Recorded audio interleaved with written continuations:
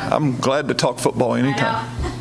Travis, just going to open up with a statement coming in this weekend, and then we can move to questions. Well, this is a big week. Really, really proud of our team for just fighting through the youthful things that are going on in our program, and to be 9-1, like our schedule couldn't be better now. We got one more week to go into conference play. We got 4 matches this week, 3 of the 4 against Power 5 opponents. Again, it's a chance for us to go out there and just see what we can do against some of the best athletes that our sport has to offer. We're really looking forward to it. I guess just looking ahead to Tennessee, I guess what do you know about that team? Seems like they hit 250, 252. Mm-hmm. Have a couple of girls. Seems like they try to work through. Fingal and what's the scout? We played them in the spring, and they're just an amazingly big, physical, athletic team. They're an impressive team. You have to try to be disruptive against them. If we're not disruptive against Tennessee, we'll be back in Bowling Green pretty quick after tomorrow night's match. It's all about, you have to control some tempo in that match. You have to serve it really well. You have to pass it well. Tennessee's had some really great environments in their home games, and they got a top 25 team coming in on a Tuesday night when there's not a lot else going on, and we expect it to be a huge challenge to go into that environment and play against a team of their caliber.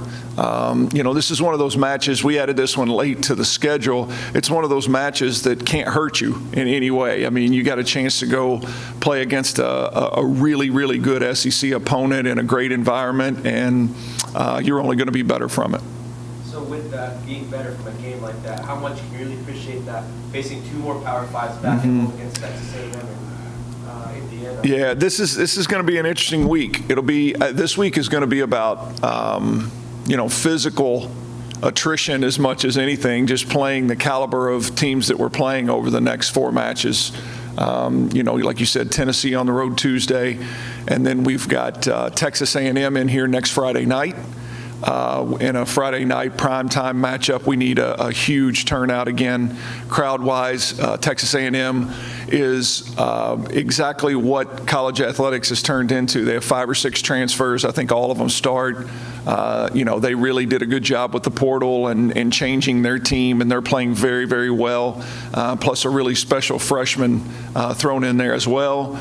And then Saturday we get up and play a Big Ten team, and if you know volleyball, you know Big Ten is volleyball, and so you know what kind of athletes you're going to face on Saturday. So some really, really, really challenging matchups coming up, but some exciting volleyball in Diddle Arena again this weekend. Again, we go down to Knoxville tomorrow for that challenge, and then we get back here, and we need a really good turnout this weekend to see where we stand. But it's a perfect schedule going into conference play. It's some really big challenges and should prepare us well for what we got coming. And again, it's a lot of things that can really help us nationally and RPI wise, but won't necessarily hurt you if you're up and down a little bit. So we're excited. We're excited for the week.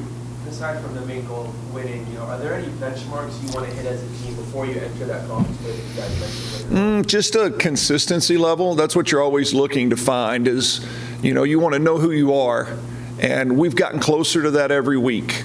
This past weekend was a big jump. Our Friday match against Toledo, who's a really good team, we played very, very well. And, in our last 2 matches, neither of those teams got to 20 in a set, and we were much more sound in what we do. And so that's just who we want to be going into conference play. We're looking, if we play really good, clean volleyball this week and it's not enough to win, I'll be okay, because I'll know what it means for us long term. But if we play really good, sound volleyball, I think we'll be more than okay in the next week as well. Coach, how does it help, after the bowl game, you got a couple of games in there, a couple matches that you win.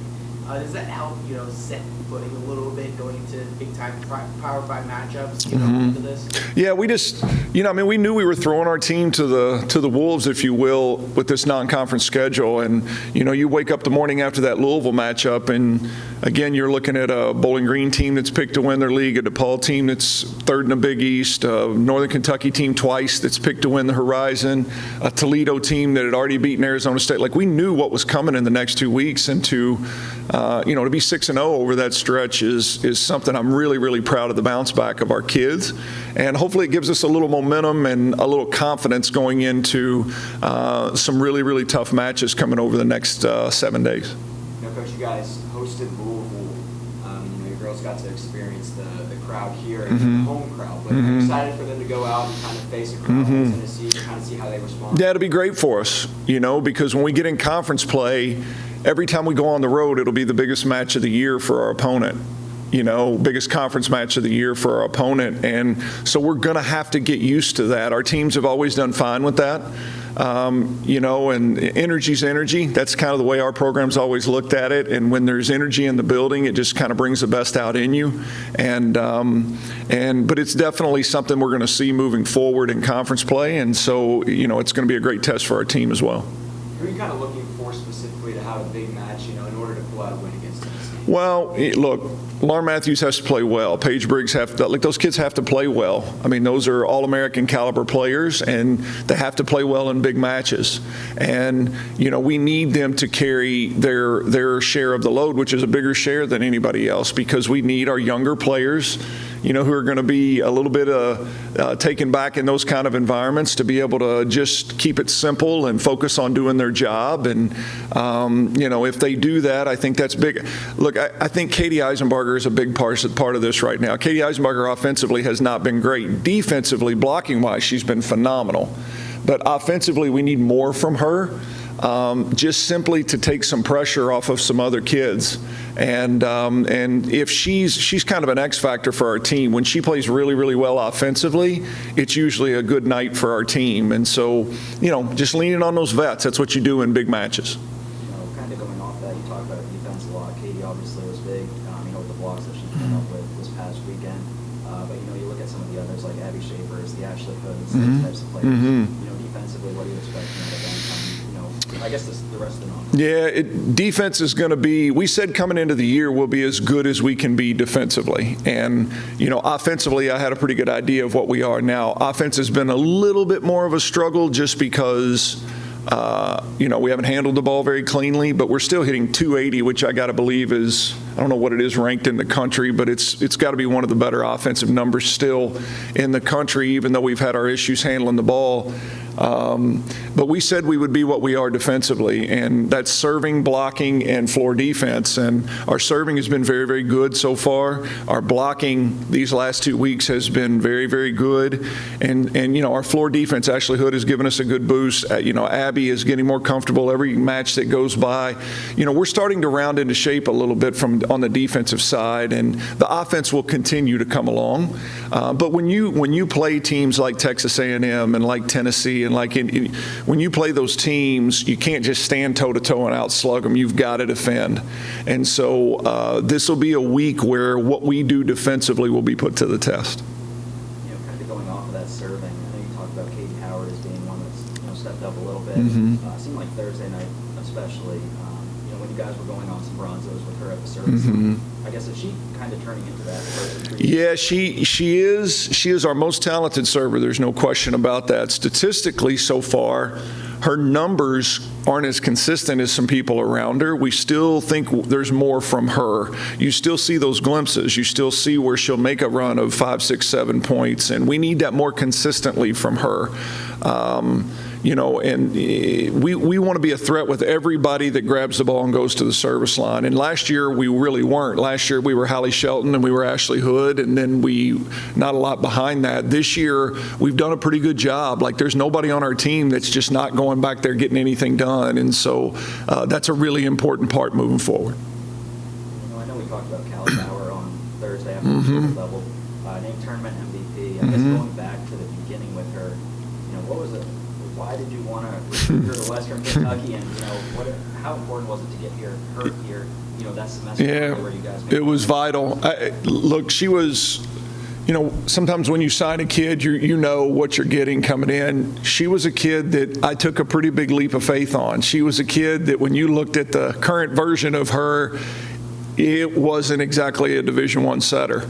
But she was a special athlete, and, again, I just saw some things in her that I believed would develop that have, and she's been, the biggest part of it is she's been 110% all in on getting better every day.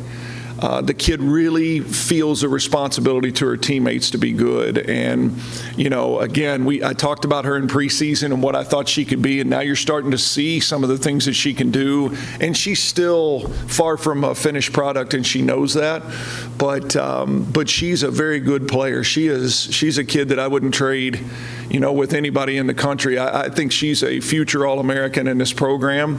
And but we have to remember she's still also about 10 matches into her college career. And so we have to be patient with some of the bumps in the road that come along the way. And more importantly, she has to be patient with those as well. Kind of going off of that, how much did you see having Nadia here, with everything that she was able to do, and maybe taking her under her wings or for the 2 seasons that they were together? Yeah, Nadia was a massive piece of Callie's development as a player, because Callie is blessed with this exceptional athleticism, that Nadia didn't necessarily have. Nadia wasn't the best athlete on the court, but Nadia had this incredible savvy to play this game, and a calm, and was a great leader and understood how to make things happen. And that was the part that Callie didn't have. For all you old baseball movie people, it's like Bull Durham a little bit. Nadia was the Crash Davis in that deal, and Callie was the Nuke Lelouch, one of my favorite movies, because Callie is exceptionally talented, but needed to learn how to be a great setter, and Nadia was a perfect example of it.